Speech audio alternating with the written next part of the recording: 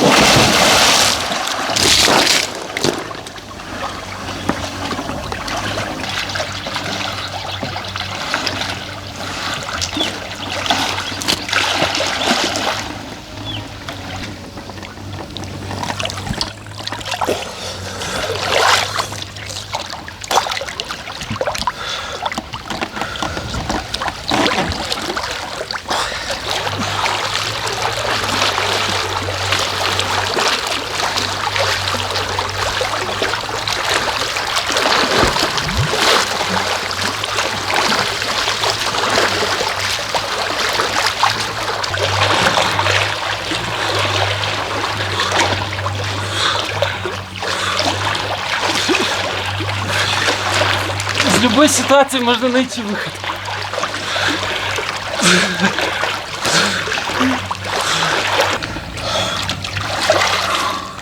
А на море тоже такие волны. Угу. Видите, как при помощи резинки даже в таком маленьком бассейне можно поплавать. И она не хочет плавать. Холодно. Даже холодно. Сейчас бы дети с тобой Где поплавали. градусник? Я где-то смотрел, сколько градусов. 18. Холодно. Хотя бы 20. Чтобы на солнце была жара просто нереальная. Нормально. Так в воде сидишь, не холодно. Ага. Я мерзлячка.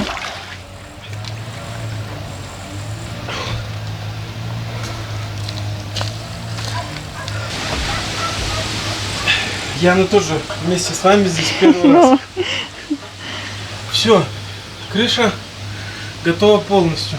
Еще я вот Яне говорил, может вот этот столбик нам убрать. Я это легко сделал. У меня есть большой брус. Сейчас я его сюда один, второй набью. И мы сделаем опору. И будет нормально, как ты смотришь на это. Ну давай. Мы его уберем и здесь сделаем большую столешницу. И будет только вот этот основной стол. И вот представь, тут у тебя будет только один столб стоять, несущий по факту. Угу. И вот столько будет места. Угу. Либо вот этот убрать. Кать, вот этот. Не, лучше тот. Потому что у нас там будет вход, а вот это будет все. Ну да, туда вот возле турника зашьем и там будем на диванах сидеть. Да, а вот здесь мы Вот тут вот в углу будем сидеть. вот тут Да. стол будет, потому что вход будет там, и вход будет вот здесь. Угу. А здесь в углу, да, будет стол. Мы еще не знаем какой. Писали огромный, большой, круглый сделать. Не. Места, наверное, будет маловато. Ну вот. Так что крыша готова. Сейчас Супер. красим столбы. Хотим в белый. А потом будем красить пол. Правильно, как я сказала, чтобы не заляпать его. А я хотел сначала пол красить. Вот. Ну а со стенками мы уже разберемся потом. Все готово уже. Молодец. Опа. Я, честно, сюда первый раз пришла. А что сюда было ходить? У меня не было времени.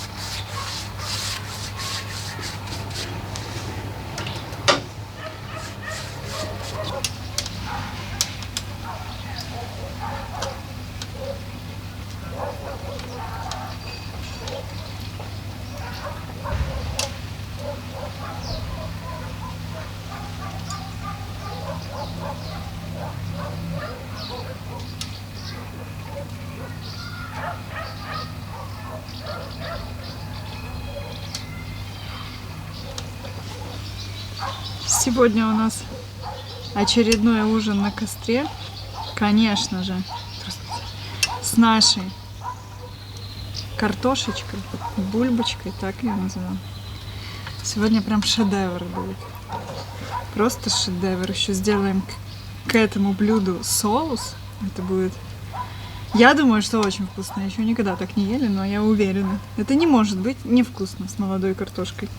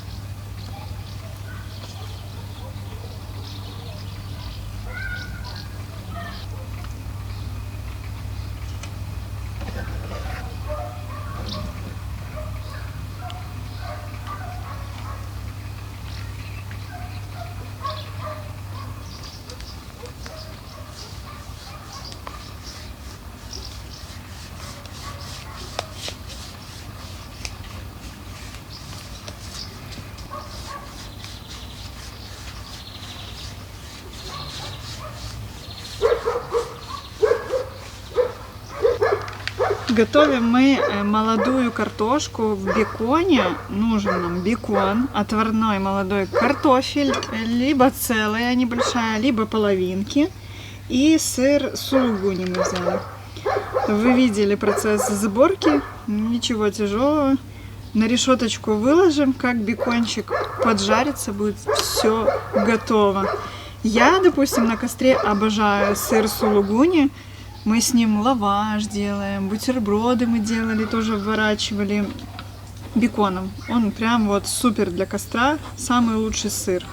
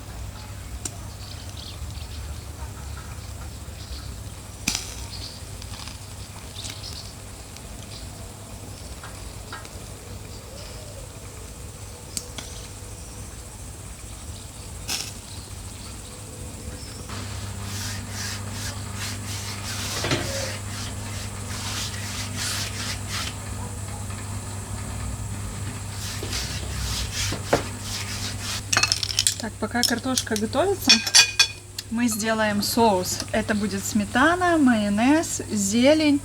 У меня тут осталось натертого чуть-чуть сыра. И самое главное, чесночок, чтобы мы вот эту картошечку макали в этот соус. Вкусно же? Угу. Всегда вообще-то вкусно. Ну да.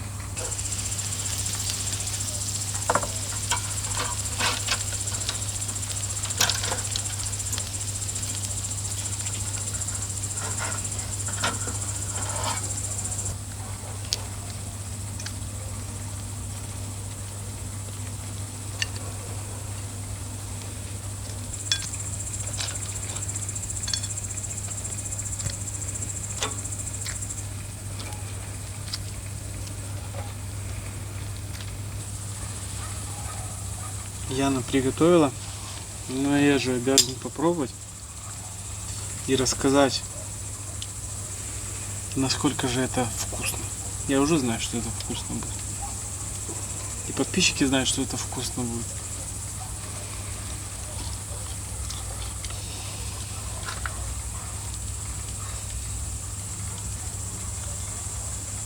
Угу. Это очень вкусно. А знаешь почему? Потому что бекон, он, короче, всю картошку пропитал. Мгм. И соус очень вкусный. Но сыр не чувствуется. Вот сыра как будто и нет. Ну, так тебе, может, кажется. Ну, может быть. Но вкуса сыра нет. Есть вкус картошки. И соус очень вкусный. Получилось очень много чеснока. Это вкусно очень.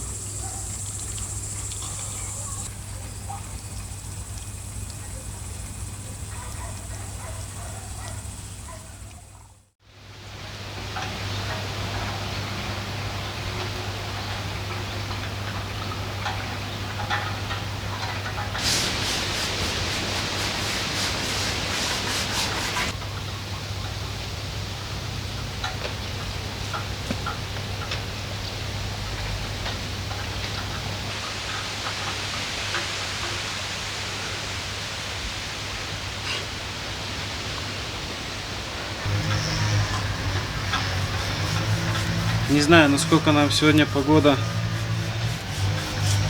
даст позаниматься, но я как бы могу еще уже под крышей работать. Мне нужно тут красить столбы, красить пол. То Яна сейчас занимается малиной. Ее нужно прополоть, и мы хотим ее удобрить куриным навозом. У нас он уже практически месяц настаивается.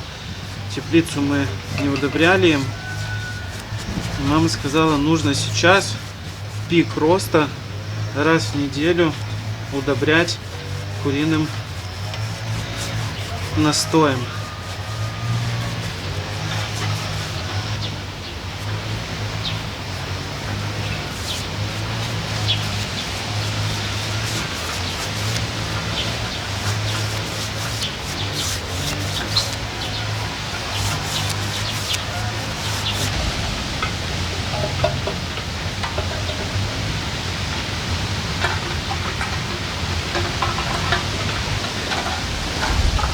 Ты говоришь, что практически вся малина взошла? Ну, я не знаю, там маленький зашел. Но я вижу, тут одного куста нету. Вот, малыш взошел. Мы думали, пропадет, но вот здесь ничего не видно. Может, еще тоже взойдет. Но в целом неплохая, правда, малина? Ну да. Но она должна была быть уже выше. Поэтому надо было ее кормить настоем, но мы не кормили, мы не знали. Вот, поэтому будет по-любому малина, уже она завязывает, видишь, бутоны. Вот уже видишь, сколько бутончиков. Поэтому к концу августа, может, и будет.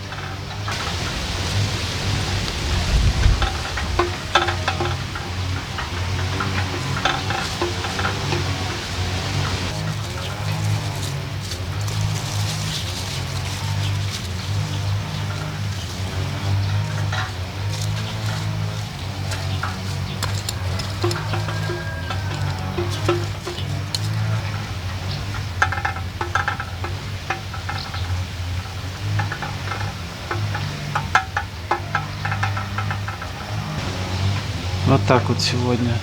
Дождь за дождем.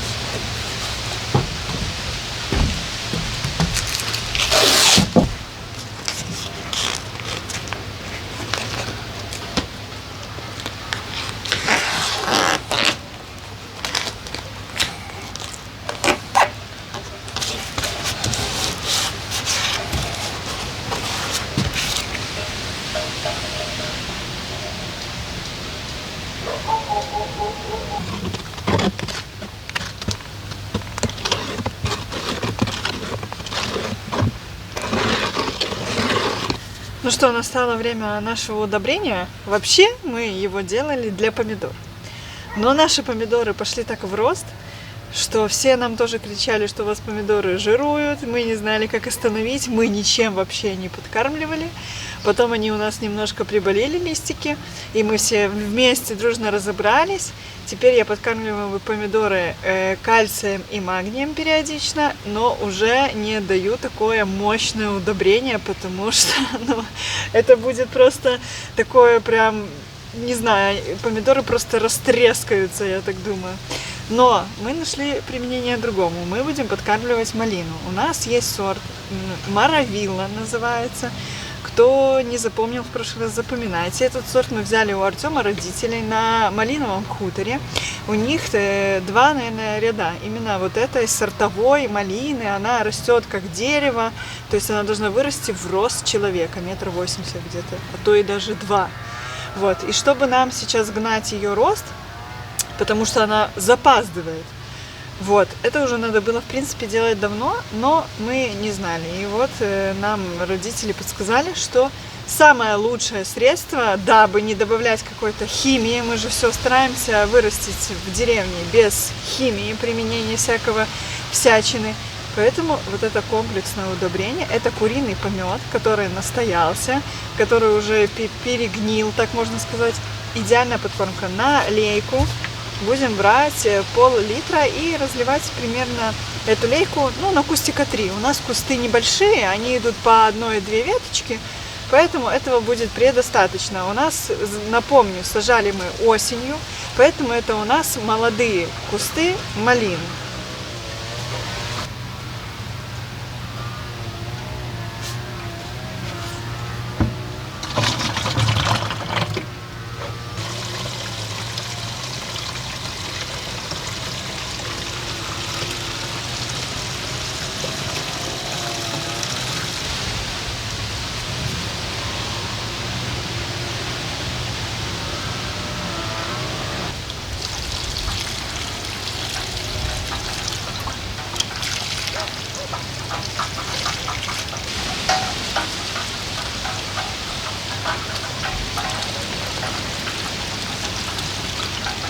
Чтобы было нам удобно подкормить, я сделала такие лунки вокруг каждого куста, и тут и по 2 ветки. Я сделала вот такие вот бортики для того, чтобы я не тратила свое удобрение там, а все полилось прямо в середину, этого будет достаточно. Потому что если бы я не сделала, пришлось бы вот так вот ходить везде лить, и много бы удобрения просто рассеялось там, где вообще оно не нужно. Вот, ну, как-то так. Будем смотреть. Будем стараться каждую неделю с тобой кормить, да? Угу. Вот. Так что самое вообще мощное средство. Еще очень много зрителей писало, если нету курей, допустим, куриного помета, можно сделать настой крапивы идеально, или настой травы там скошенной. Я знаю, что многие пользуются таким удобрением, тоже очень-очень хорошее. Поэтому все, короче, средства хороши, которые свои натуральные.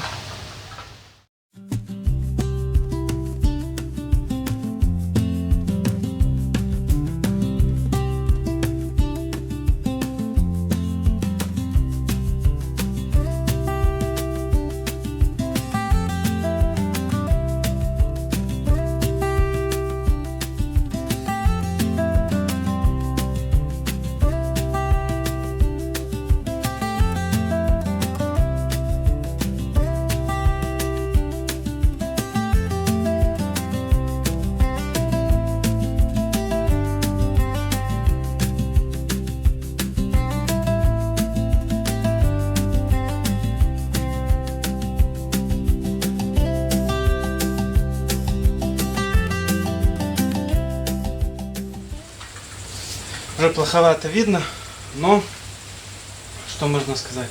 Крыша готова, столбы покрашены. Единственное, вот тот столб я еще не убрал. Это уже сделаю завтра. Нужно усилить, балочки сделать и его убрать. Пол покрашен. Ну, как-то так. результат вот такой, поэтому потихоньку мы движемся к намеченной цели. Делать в деревне террасу, зону барбекю, как мы ее назовем, для того, чтобы можно было на улице и приготовить, и посидеть, и отдохнуть.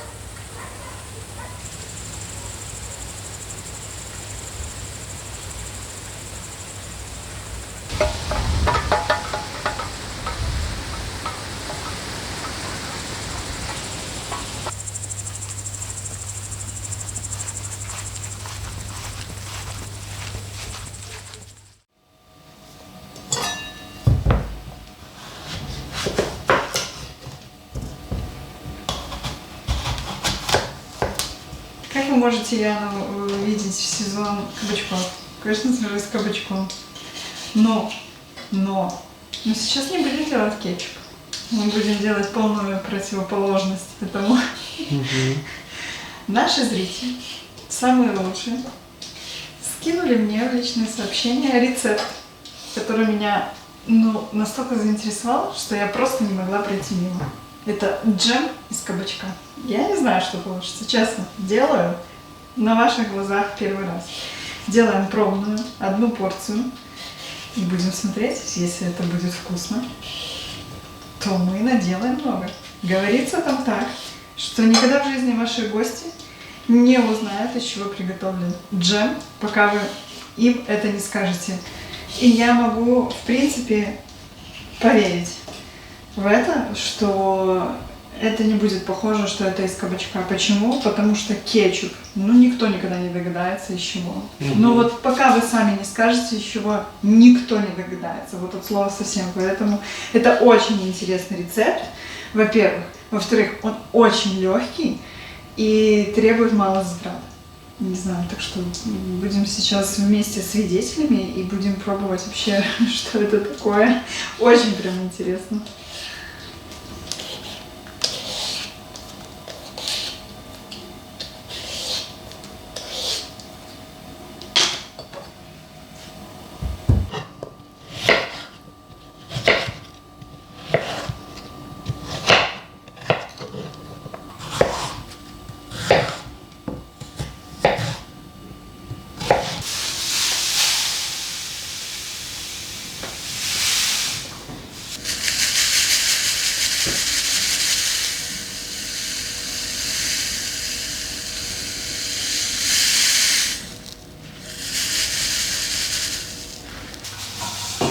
Все, засыпаем сахаром и оставляем на 1-2 часа.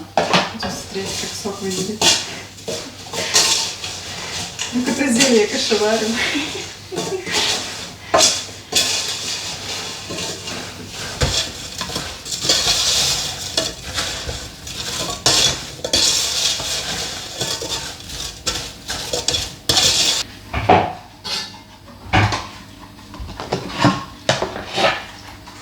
Все, у нас кабачки постояли, у меня 1,5 часа очень хорошо пустили сок, сахар растаял, теперь будем варить, как закипит, 20 минут и постоянно помешиваем, чтобы у нас ничего не пригорело, чтобы все было красивенько.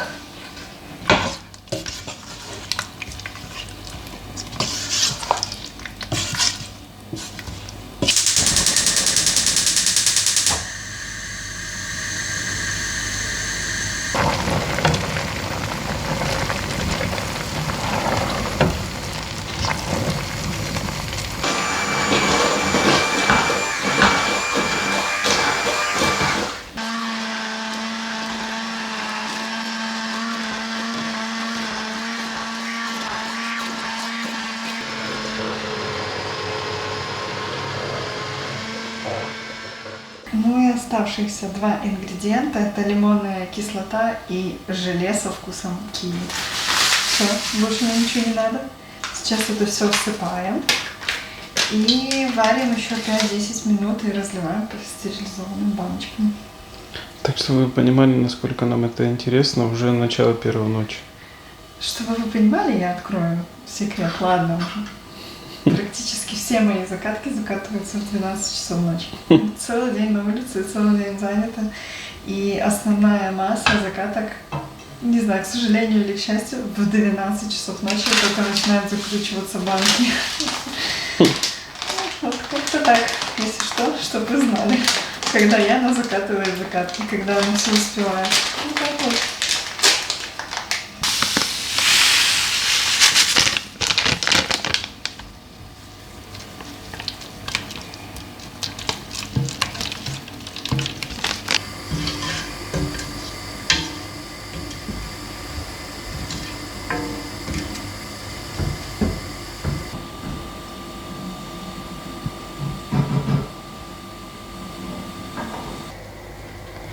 Мне кажется, это самая необычная заготовка, которую когда-либо мы вообще делали.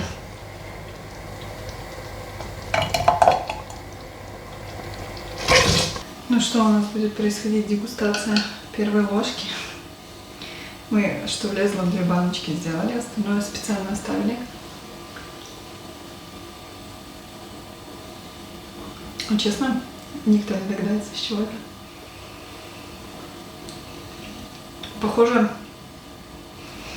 на джем, который в йогуртах вот этих зерненых. Кто кушает такие йогурты, поймет. Вкусно, капец. С творогом будет вообще вкусно.